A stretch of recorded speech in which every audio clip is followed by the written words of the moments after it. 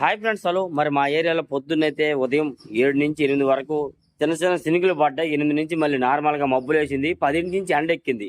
మరి మీ ఏరియాలో ఎట్లా ఉందో గానీ.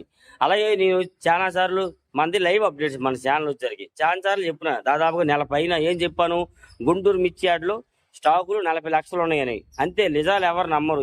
ఈ రోజులు అబద్ధాలే. 40 లక్షలు ఉన్నాయి అబ్బాయి, నువ్వేంది అబద్ధం ఆడుతున్నావు, అందరూ 30 లక్షలు ఉన్నాయంటే నువ్వు 40 లక్షలు ఉన్నాయని అన్నావు అని చాలా మంది అన్నారు. ఇప్పుడు ఎంత వచ్చింది లిస్టు?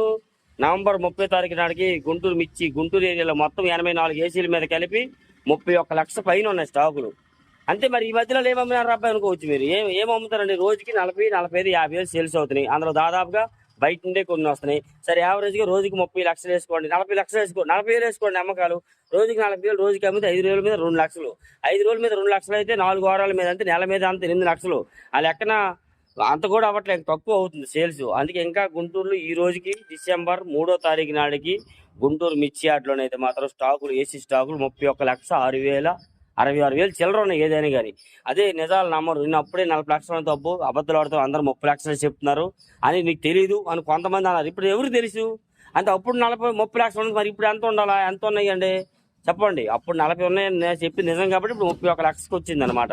ఓ పక్కన ఈ గుంటూరులోనే ఇన్ని ఉంటే బయట ఎక్కడ ఎంత ఉందో దాన్ని బట్టి మీరు చూసి ఆలోచించుకొని అమ్మాలనేది వద్దనేది మీ డెసిషన్ ఏదైనా కానీ. మార్కెట్ ఏదో పక్కన ఉండేదో కొత్త వస్తున్నాయి యాడ్కి, అమ్మాల వద్ద పరిస్థితులు అర్థం కాని సిచ్యువేషన్ ఉన్నారు. దాన్ని మీ ఒపీనియన్ బట్టి మీరు చూసి ఆలోచించి తెలుసుకోండి.